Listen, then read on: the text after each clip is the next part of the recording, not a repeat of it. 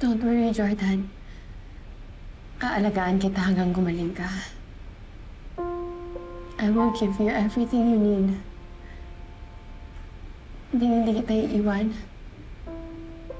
It will be just like before, when you first fell in love with me. Bago pa dumating si Christy. Bago niya pa ginulo lahat.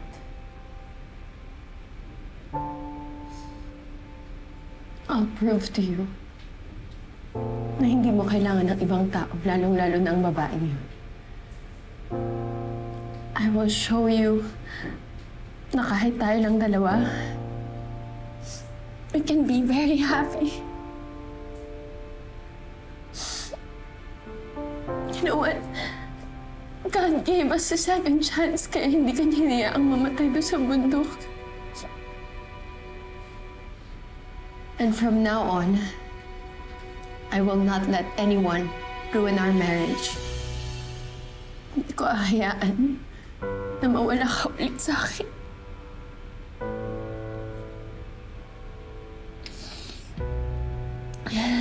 And lastly, I will not allow Christy na agawin ka sa akin.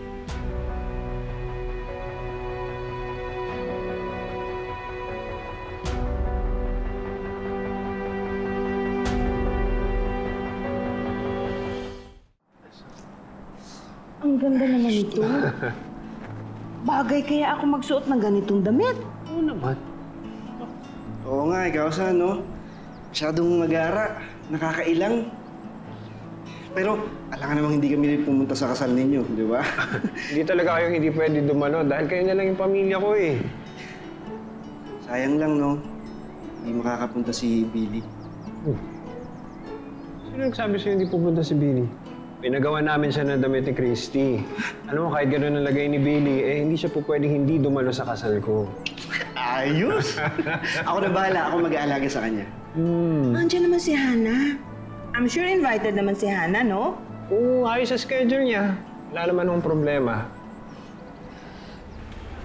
Pag mo agad si Daddy Jordan mamaya, ha? Pero ingat ka kasi masakit pa yung katawan. Okay? Ask lang natin kung ano yung number. Hi, excuse me. Ano pong number ni Jordan Manansala?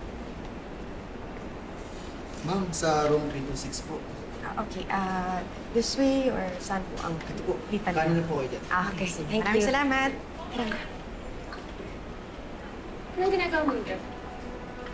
Gusto lang namin bisitahin si Jordan para makamusta yung lagay niya. Christy, nag-aksaya ka na ng oras kasi ayaw ng bisita ni Jordan. Talong-lalo ka na. Ayaw ka daw niyang makita or makausap, kaya makakaalis na kayo. Shaira, ano na namang paandar to? Gusto lang naman makita ni Tori ang ama niya at sigurado ako gusto rin makita ni Jordan si Tori. Eh, hindi nga pwede, Christy. Hindi pa magaling si Jordan. Ayaw niya ng stress. Stress? Stress ang tingin mo sa anak namin? Oo. Lalo ka na. Wala namang magandang naidudulot yung pagbisita mo dito eh. Hindi pa magaling si Jordan at ayaw niya pa kayo makita. Okay? I'm sorry, Shaira, pero hindi ako maniniwala hanggat kay Jordan mismo manggaling yan. Ilang beses ko ba dapat sabihin sa'yo na hindi nga pwede? Hindi mo gets? Nako, talagang puspusan yung paghahanda niyo ah.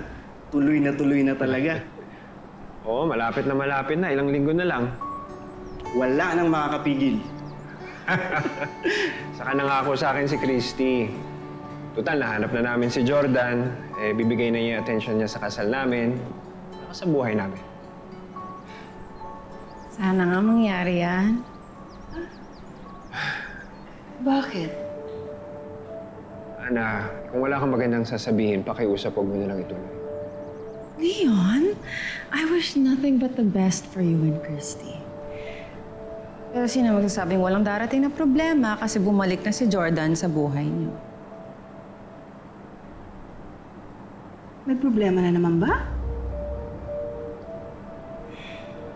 Alam ni Leon ang sinasabi ko.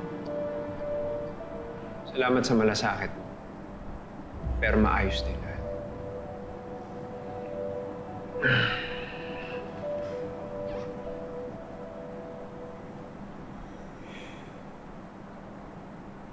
Ganda pa ng damit niya.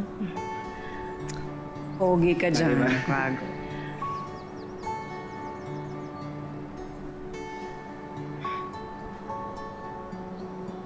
Tita Shaira, kaya niyo na po kaming makita si Daddy. Gusto ko po talaga siyang makita eh. Nahiya ka naman sa ginagawa mo, Shaira. Ano, yung bata pa nakikiusap para makita yung ama niya? Huwag ka makisali dito. At huwag na kayong makulit dahil hindi nga pwede. Okay? Umuwi na kayo. Sige na. Shaira, may karapatan si Tony. Tatay niya ang dadalawin niya. Wala akong pakialam. Anak lang siya at ako ang asawa. Madali lang palitan ng asawa, Shaira, pero ang anak hindi. Siguro nga. Pero sa pagkakataong to, ang asawa ang may karapatan. Dahil hindi pa magaling si Jordan, so ibig sabihin, ang asawa niya ang dapat na mag-alaga sa kanya. Shaira, wala kang karapatan na ipagdamot sa anak ko ang tatay niya. Hindi pa. Halika na, anak. Punta na tayo sa daddy mo. Halika na. Hindi nga pwede. Christy, ano ba?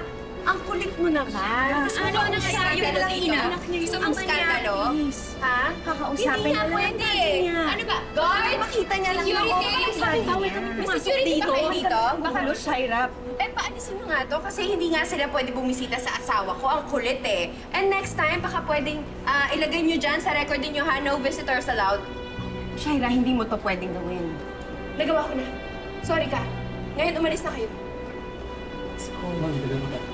Tara na. Ako nakahawak sa anak ko. Sige po, ma'am. Ganun ka.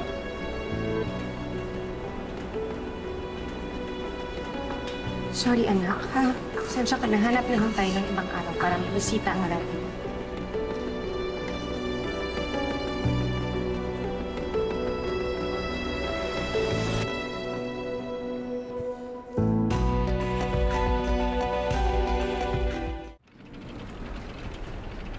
Sorry na.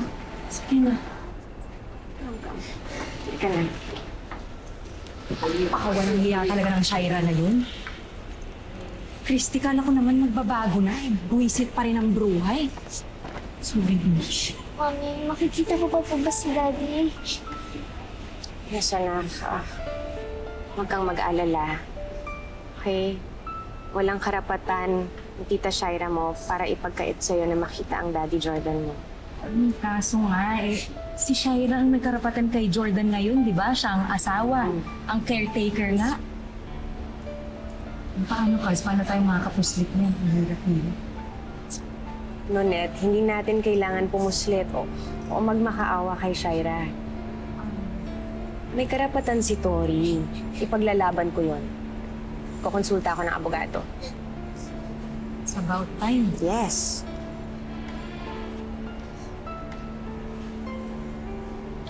Nakikita mo rin ang daddy mo, anak, okay?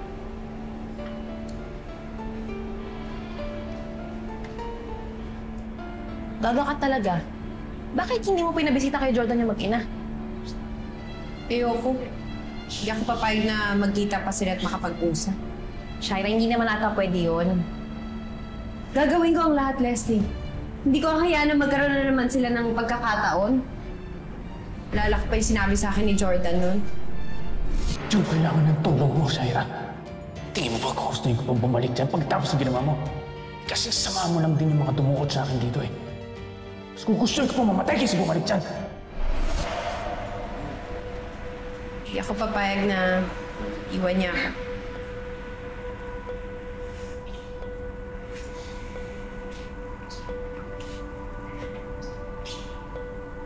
Kahit ayaw niya sa'yo? Shaira, hindi naman habang buhay pwede mong pigilan sina Christy. At si Jordan, sa tingin mo ba papayag siyang hindi makita si Tori? Anak niya yun. Mas wala na siyang magagawa. Dahil may plano na ako.